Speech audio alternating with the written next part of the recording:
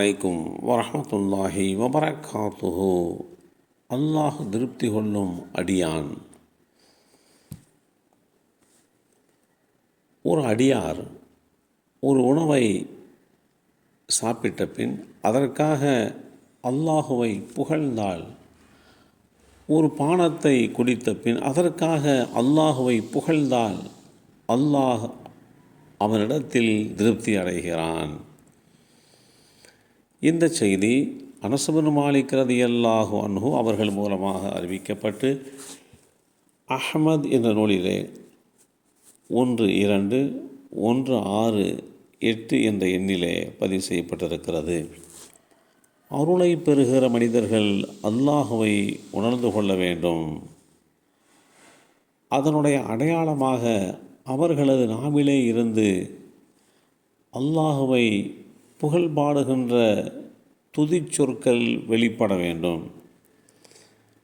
நாம் உண்ணும் உணவு அல்லது பருகும் நீர், இவை யாவுமே அல்லாஹுவின் அருளாகும். அதை முடித்த பின் புகழ் அனைத்தும் அல்லாஹுவுக்கே என்று சொல்லுவது மிகவும் பெரிய நன்மைக்குரிய விஷயமாக அமைகிறது.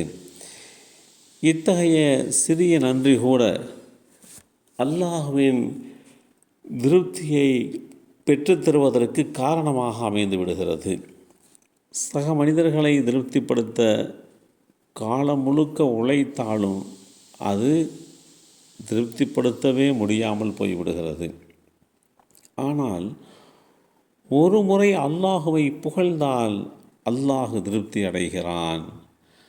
அது வெறும் வார்த்தைக்கு கிடைக்கிற மரியாதை அல்ல, எல்லா நன்மைகளுக்கும் அல்லாஹுவே காரணம் என்று அல்லாஹுவை புரிந்து கொண்டதற்கு கிடைக்கின்ற மரியாதையாகும். அல்லாஹுவை உணர்தலும் புரிதலுமே இங்கு முக்கியத்துவம் வாய்ந்ததாக பார்க்கப்பட வேண்டும். என்னை புரிந்து கொண்டாய் அல்லவா, அதுபோதும் என்று சொல்லுகின்ற பழக்கம் மக்களிடத்திலே இருப்பதை பார்க்க முடிகிறது.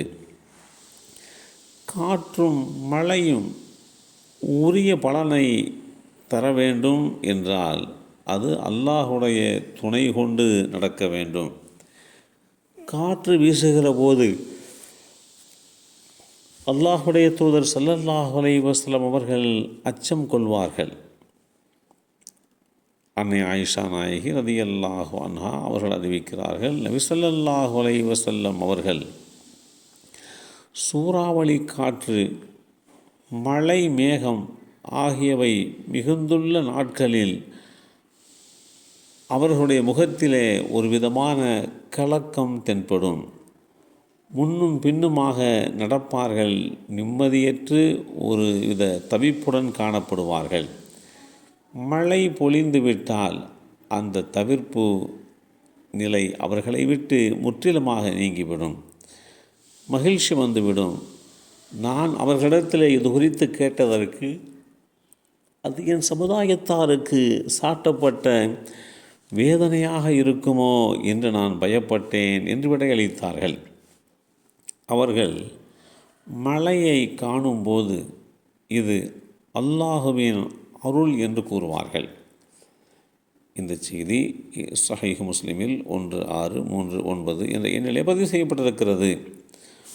ஒரு ஆண்டு மழை இல்லாமல் இருப்பதே பஞ்சம் அல்ல. ஆனால் வானம் மழை பொழிந்தாலும் பூமி எந்த விளைச்சலையும் தராமல் இருப்பதே உண்மையான பஞ்சமாகும் என்ற எளிய விளக்கம். மழை பெய்யாதது மட்டும்தான் கஷ்டமல்ல, மழை பெய்தாலும் பயிர்கள் விளையாமல் இருந்தால் அது இன்னும் மிகப்பெரிய சோதனையாக கஷ்டமாக அமைந்து விடுகிறது. இது அல்லாஹ்வினுடைய அருள் மற்றும் பூரண ஆசீர்வாதம் இல்லாமல் சாதாரண காரணங்கள் மட்டும் போதாது என்பதை இந்த சமுதாயத்திற்கு உணர்த்தி காட்டுகிறது. எனவே அல்லாஹுவை புகழ்கின்ற விஷயத்தில் நாம் மிகவும் கவனத்தோடு செயல்பட வேண்டும். எல்லாம் அல்ல அல்லாஹ் அருள் பாலிப்பானாக. அஸ்ஸலாமு அலைக்கும் வரஹ்மத்துல்லாஹி வபரகாத்துஹு.